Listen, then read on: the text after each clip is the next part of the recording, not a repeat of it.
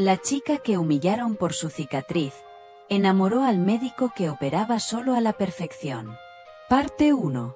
Cuando entró a la sala con el rostro medio cubierto por el cabello. Las risas no se hicieron esperar. No por lo que decía, sino por lo que intentaba esconder. Una cicatriz profunda cruzaba su mejilla derecha, como una línea que alguien olvidó borrar del todo. Como si su historia estuviera escrita en carne, y no en palabras. ¿Y tú vienes a modelar o a asustar pacientes?, dijo una voz entre los internos. Ella solo bajó la mirada, pero no dio media vuelta. Se llamaba Bruna, y era la nueva pasante de trabajo social, asignada al hospital privado más elitista de la ciudad. El mismo que había rechazado su solicitud de beca 2 veces. Por perfil inadecuado. No por su expediente, sino por su rostro. En la torre quirúrgica del hospital, todo giraba en torno a un solo nombre. Dr. Alvaro Montezuma. Cirujano plástico de fama internacional. Perfeccionista hasta el límite de la obsesión. Con una regla no escrita. Solo opera lo que puede volver perfecto. Su rostro era una escultura. Sus movimientos exactos. Y su desprecio por lo ordinario. Notorio. La primera vez que vio a Bruna fue en la sala de espera de oncología pediátrica. Ella estaba de rodillas, ajustando la silla de ruedas de un niño sin pierna. Y él solo pensó, ¿qué hace alguien así en este hospital? Pero ella no lo miró. Ni se disculpó, ni sonrió para agradar. Solo siguió ayudando al niño. Hasta que él dijo, «Gracias, señorita Carapartida». Y Bruna respondió con una calma que desarmó todo. «Es solo una línea. Mi historia empieza después de ella». Esa noche, el doctor Álvaro no pudo dormir. Y no entendía por qué. Volvió a verla días después. En el comedor. Leyendo un libro de poesía, con un marcapáginas extraño. Una carta doblada, escrita a mano en papel amarillo. Alguien se la había dejado en su primer día. Sin remitente. Solo decía, no dejes que lo que se ve tape lo que se tiene. Tu rostro es frontera, pero tu valor está del otro lado. Él se sentó 2 mesas atrás, pero no dejó de observarla. Los otros internos hablaban de ella como si fuera un castigo visual. Una broma del destino en un lugar que rendía culto a lo estético. Pero ella se movía como si su rostro no importara. Como si la verdadera batalla estuviera ocurriendo en otra parte. Una tarde, Álvaro escuchó a través de la puerta entreabierta de la sala de juntas. Una conversación inesperada. ¿Y si la usamos en la campaña de inclusión? Sería perfecto. El hospital que no discrimina, aunque todos sepamos que sí. Pero que no hable. Nada más la ponemos en las fotos con bata y listo. Él sintió una punzada en el pecho. Como si alguien hubiera operado en él. Sin anestesia. No dijo nada. Pero esa noche, bajó a la biblioteca del hospital. Y buscó en el sistema el expediente de Bruna. Lo encontró. Nombre, Bruna Salcidú. Edad, 26. Origen, Puebla. Motivo de cicatriz facial. Accidente por violencia familiar a los 12 años. Historial académico, sobresaliente. Horas de voluntariado, 1287. Rechazada 2 veces por incompatibilidad institucional. Él cerró el archivo. Y por primera vez en años, sintió vergüenza de llevar el logo del hospital bordado en su bata. Al día siguiente, la vio en el área de psiquiatría, hablando con una mujer mayor que se negaba a comer. Bruna no decía mucho. Solo le sostenía la mano. Y le mostraba un cuaderno viejo. Cuando la mujer sonrió, Álvaro se acercó. ¿Qué le mostraste? Bruna no respondió. Solo le mostró la página abierta del cuaderno. Era un dibujo. Una niña con una cicatriz. abrazando a una mujer mayor en silla de ruedas. Abajo, con letra infantil: si te rompen por fuera, te tienes que dibujar desde adentro. Álvaro no pudo decir nada, pero esa noche buscó entre sus propias cosas y encontró algo que había olvidado que guardaba: una grabación en cassette de su madre. La única vez que lo elogió por algo que no fuera su carrera. Tienes corazón, Álvaro, pero si lo entierras entre bisturís, nunca vas a sanar a nadie. Solo vas a embellecer cadáveres. La voz sonaba antigua, casi gastada, pero le temblaron las manos al escucharla. 2 días después, entró a la cafetería y vio a Bruna sentada sola, con su cuaderno abierto. Se sentó frente a ella sin permiso y dijo: «Quiero aprender a ver como tú». Ella lo miró por primera vez directamente y dijo: «¿Estás dispuesto a dejar de operar solo lo que puedes arreglar?». Él tragó saliva y respondió: «Estoy dispuesto a que me mires y me digas si todavía tengo salvación». Esa fue la primera conversación, de muchas que vinieron después, y de una historia que cambiaría para siempre la forma en que ese hospital entendía lo humano. Y también de un amor imposible, que nadie creía, pero que ya estaba creciendo donde nadie más miraba. Parte 2. La chica que humillaron por su cicatriz. Enamoró al médico que operaba solo a la perfección. Desde aquel día en la cafetería, algo empezó a descomponerse en el protocolo invisible del hospital. No en los expedientes, ni en las reglas, sino en las miradas. Bruna ya no pasaba desapercibida, pero tampoco era el blanco de burla directa. Lo que empezó a gestarse era otra cosa. Una mezcla de incomodidad y curiosidad. Como si el sistema no supiera cómo encasillar a una mujer que no pedía lástima, ni quería inspirar. Solo hacía bien su trabajo, con una empatía quirúrgica, que incluso los médicos más veteranos no tenían. Álvaro comenzó a buscar excusas para coincidir con ella. Solicitudes conjuntas. Revisiones de casos. Interconsultas necesarias. Pero en cada encuentro, ella lo desarmaba sin intentarlo. No lo adulaba. No le pedía consejos. Y no intentaba gustarle. Solo le contaba lo esencial. Como quien entrega una pieza del rompecabezas con la advertencia implícita: yo no vine a completarte. Un día, en una charla improvisada en la sala de descanso, Bruna le preguntó: ¿alguna vez te enamoraste de algo roto? Él respondió sin pensarlo: solo de mí mismo, a veces. Ella sonrió. No por ternura, sino porque reconoció algo. Entonces sabes lo difícil que es amar lo que no encaja en los espejos. Álvaro se quedó en silencio. Y ella se levantó, dejando sobre la mesa una hoja doblada. Era una carta sin firmar. La había escrito ella años antes, cuando aún vivía con miedo. Y soñaba con llegar a ese hospital. No para trabajar, sino para operarse. La carta decía: Querido Dr. Desconocido, si algún día me opera alguien como usted, por favor no me devuelva una cara perfecta. Solo devuélvame un rostro que no me obligue a pedir disculpas cada vez que sonrío. Álvaro no durmió esa noche.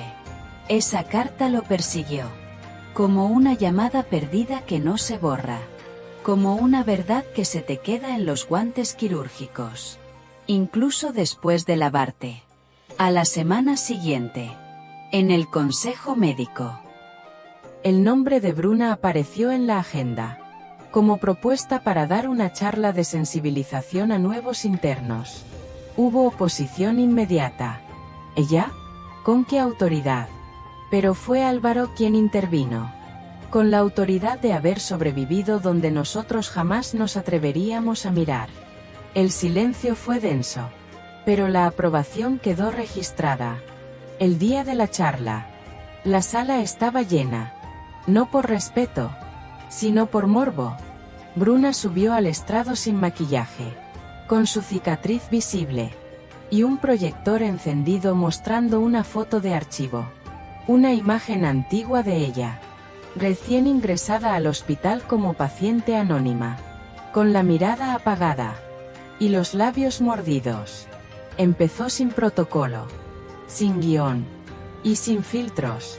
Esta soy yo, la versión que ustedes habrían rechazado sin leer mi expediente, la que no encaja en la plantilla de perfección, la que no está en los folletos, ni en las fotos institucionales.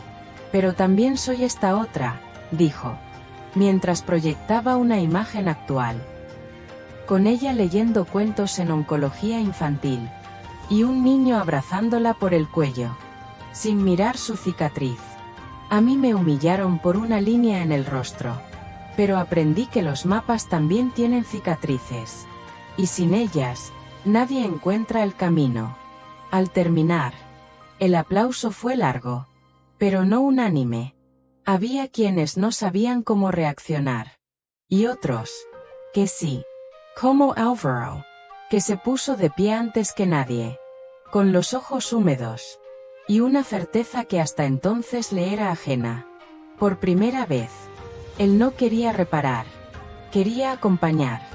Esa noche, la buscó, la encontró sola, en el jardín interior, mirando una flor que crecía torcida entre los ladrillos. ¿Crees que puedo cambiar? Le preguntou. Ella respondió sin mirarlo. No vine a cambiar. Vine a mostrarte cómo se sobrevive sin hacerlo.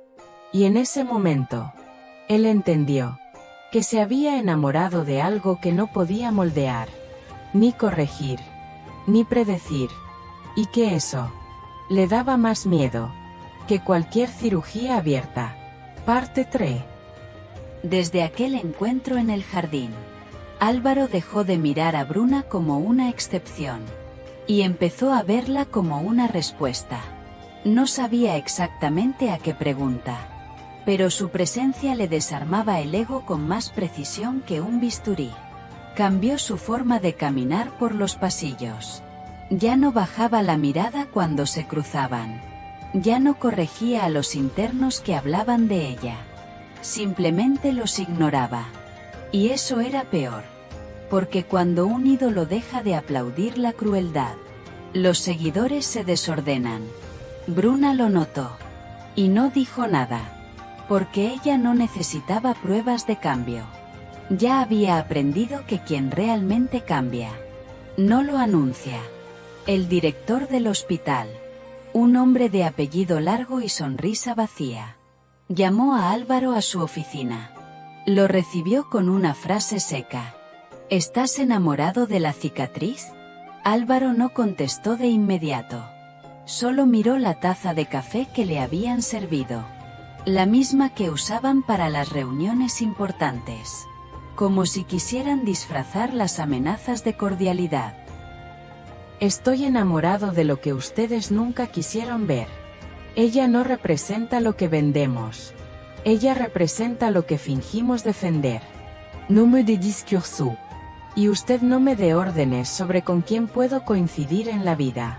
Hubo un silencio largo. El tipo de silencio que huele a castigo anticipado. A consecuencias administrativas. A puertas que se cierran sin hacer ruido. A los días, Bruna recibió una notificación interna. No una carta formal. Solo una hoja impresa que decía: su permanencia en el hospital se encuentra en revisión por conducta disruptiva. Debajo, ni siquiera estaba firmada. Pero ella supo que el sistema ya había comenzado a defenderse. No lloró. No reclamó. Solo caminó hasta el área de pediatría. Y se sentó con el mismo niño al que ayudó el primer día. Le dibujó una cicatriz en el rostro con plumón. Y le dijo: eres un guerrero ahora. Y los guerreros llevan sus marcas como escudos. Álvaro la vio desde lejos. Y apretó los puños. porque esa escena le dolía más que cualquier operación sin anestesia. Esa noche, le escribió un mensaje de voz. No un texto. Una grabación. No sé cómo se ama a alguien que no quiere ser salvado. Pero quiero intentarlo. Y la dejó ahí. Sin respuesta. Pasaron 2 días. Y Bruna no respondió. No lo buscó. No le sonrió en el pasillo. Solo se mantuvo al margen. Hasta que una tarde, él entró a su casillero. Y encontró una nota doblada en su chaqueta quirúrgica. No me enamoré de ti por cómo me mirabas. Me enamoré por cómo dejaste de mirar a todos como si fueras el único que sabía curar. Pero si algún día te atreves a amar algo que no puedas controlar, vuelve por mí. Yo no me voy. Yo resisto. El hospital decidió suspender a Bruna temporalmente. Pero todos sabían que era un despido camuflado. El informe decía: desequilibrio con el perfil de la institución. Esa noche, Alvaro renunció. Pero no mandó correo. Ni escribió un post. Simplemente pegó una fotografía en blanco y negro en el tablero de anuncios. Era una imagen de Bruna con varios niños abrazándola. Y abajo, escribió con marcador rojo: ella es lo único perfecto que vi en este hospital. Esa misma semana, un portal de noticias filtró una serie de irregularidades del hospital. Contratations irregulars. Despidos por apariencia. Rechazo sistemático a pacientes con secuelas visibles. El artículo estaba firmado por un seudónimo. Pero solo Álvaro supo quién era. La cicatriz escribe más fuerte que la cirugía. Bruna había regresado. No al hospital, sino al mundo real. Con la voz que tantos años le habían silenciado. Y lo que nadie sabía es que ahora tenía a alguien que quería escucharla. No por ternura, sino por verdad. Parte 4. Después del escándalo mediático, el hospital intentó controlar los daños. Cambiaron de voceros. Limpiaron redes. Born expedients. Y difundieron imágenes cuidadosamente editadas de inclusión y diversidad. Pero la verdad ya no podía esconderse. Porque la verdad tenía nombre, voz y cicatriz. Bruna fue contactada por una fundación que ofrecía apoyo legal a casos de discriminación médica. Ella rechazó la demanda.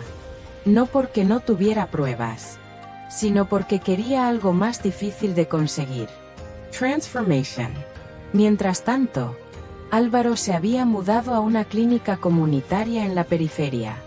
Una zona sin lujos, sin elevadores de cristal, sin cafetería con barista, pero con algo que nunca tuvo en su antigua torre de poder: miradas sinceras. Allí atendía a personas con historias rotas, rostros deformados por violencia, cuerpos que contaban verdades antes que biografías. Y cada vez que sostenía un bisturí, recordaba la voz de Bruna, y su carta sin firmar, y la pregunta que aún lo perseguía: ¿estás dispuesto a dejar de operar solo lo que puedes arreglar? Una tarde, Bruna llegó sin avisar. Vestía una blusa sencilla, cabello suelto, la cicatriz a la vista, y una libreta en la mano. Él la vio desde el pasillo, y sintió algo que nunca había sentido con ninguna de las personas perfectas que alguna vez amó: urgencia. Ella no sonrió. Solo entró al consultorio y dejó la libreta sobre su escritorio. Es un proyecto. Quiero hacer algo con los rostros invisibles. No para arreglarlos, sino para escucharlos. Él la abrió. Y página tras página, encontró dibujos, poemas, historias de pacientes que ella había acompañado en silencio. Con frases como: mi rostro cambió cuando dejé de ocultarlo. Mi cicatriz no es mi culpa, pero mi historia sí es mi elección. Lo que me avergonzaba antes, ahora me presenta. ¿Qué quieres que haga?, preguntó Álvaro. Bruna lo miró. Y respondió sin parpadear: Quiero que operes con otra intención. Que devuelvas funcionalidad. Sin robar identidad. Que reconstruyas lo que fue destruido. Pero sin borrar lo vivido. Él se levantó. La tomó de la mano. Y por primera vez, la besó. No como acto de deseo, sino como pacto. A los meses, abrieron juntos una unidad llamada Rostros Humanos. Atendían casos de personas marcadas por fuego, por golpes, por enfermedades, por traiciones. Y allí, no se hablaba de antes y después, sino de quién eras cuando nadie te miraba. Y quién puedes ser ahora que te ves a ti mismo. Un día, una mujer llegó con el rostro cubierto por un velo. Venía con su hija, de apenas 5 años, que tenía una mancha de nacimiento que cubría media cara. La mujer lloraba. No quiero que sufra lo que yo sufrí. Bruna se arrodilló frente a la niña. Le mostró su propia cicatriz. Y le susurró. Tú no estás rota. Estás viva. Y eso ya te hace hermosa. La niña tocó la cicatriz de Bruna. Y dijo, parece un río. Lo es. Le respondió. Uno que me llevó justo hasta ti. Esa noche, Álvaro encontró una nueva nota doblada en su chaqueta. Era de Bruna. Decía, no me enamoré del médico. Me enamoré del hombre que supo desmontar el quirófano donde escondía su miedo. Y esa noche, él entendió que amar no era transformar al otro, sino atreverse a ver sus marcas. Y quedarse. Parte 5. El proyecto Rostros Humanos creció más rápido de lo que imaginaron. No por marketing, no por presupuesto, sino por necesidad. La gente empezó a llegar desde pueblos, clínicas abandonadas, prisons, centros de rehabilitación, con rostros que la sociedad había escondido durante años. Y con ellos, llegaban también las historias, las verdaderas, las que no caben en expedientes ni titulares, historias que no pedían bisturí, pedían dignidad. Una cadena internacional quiso documentar el trabajo de Bruna y Álvaro. Ofrecieron grabar una serie, entrevistas, exposición global. Pero Bruna dijo que no. Al menos hasta que hablaran primero con los pacientes. Porque ella no quería volver a ser usada como símbolo. Ni permitir que nadie más lo fuera. Eso, le dijo a Álvaro después. Era su cicatriz más honda. No la de la cara, sino la de haber sentido que debía justificar mi existencia para que me dejaran estar. Un día, recibió una carta sin remitente. De esas que parecen haber viajado por años. Dentro había una foto en blanco y negro. Una niña con cicatriz. De la mano con un hombre desconocido. En el reverso, una sola frase. Eres la versión que yo no pude ser. Bruna la guardó sin decir nada. Pero esa noche, dibujó esa misma imagen en su libreta. Y debajo escribió, ahora yo soy la cicatriz de otros. La que no se borra. Pero tampoco sangra. Álvaro la observaba más de lo que hablaba. Él ya no operaba por perfección. Ahora operaba para devolver. No rostros bellos, sino miradas vivas. Había casos en que no podía cambiar nada. Pero Bruna le recordaba siempre. Curar no es dejar sin marcas. Es enseñar a vivir con ellas. Una tarde, mientras reorganizaban la bodega de la clínica, Bruna encontró una caja vieja. Favorienta. Adentro había grabaciones antiguas. Archivos rescatados de su infancia por un familiar lejano. Una de las cintas tenía escrito a mano. Grabación olvidada. No borrar. Cuando la reprodujeron, escucharon una voz de niña. Leyendo un poema inventado. Si me rompen, me junto con mis pedazos. Y si no encajo, me convierto en figura nueva. Porque las cicatrices también son formas de recordar que aún estoy aquí.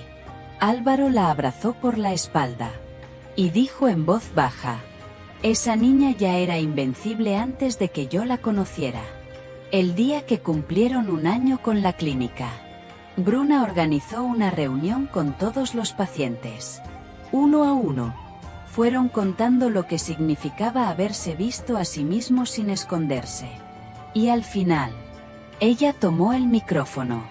Y por primera vez, se quitó el cabello del rostro. Y lo recogió en un moño alto. La sala enmudeció. No por morbo, sino por respeto. Esta cicatriz me enseñó a no suplicar amor, sino a ofrecerlo.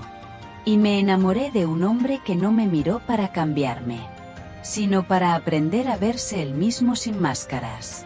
Álvaro se acercó, tomó su mano, y frente a todos, dijo: esta mujer fue mi espejo, y también mi bisturí. Porque me abrió, me cerró, y me devolvió mejor de lo que estaba. Cuando bajaron del estrado, un niño pequeño se acercó a Bruna y le entregó una servilleta con una dirección escrita a mano. Es la casa de mi abuelita. Ella no quiere salir porque tiene la cara fea, pero quiere verte. Bruna la leyó. Guardó la servilleta como quien guarda un mapa sagrado. Y le dijo al niño: dile que allá estaré. Porque si aún tiene miedo de mirarse, yo puedo prestarle mis ojos un rato. Así terminó esa noche. Sin fuegos artificiales, sin prensa, sin titulares, pero con una verdad tatuada en cada uno de los presentes. Las cicatrices no son falsas. Son la prueba de que aún estamos vivos. Y Bruna, la chica que humillaron por su cicatriz, no solo enamoró al médico más perfeccionista del país, también transformó su vida, su vocación y su corazón. Sin corregir nada, solo mostrando lo que el mundo no se atrevía a mirar.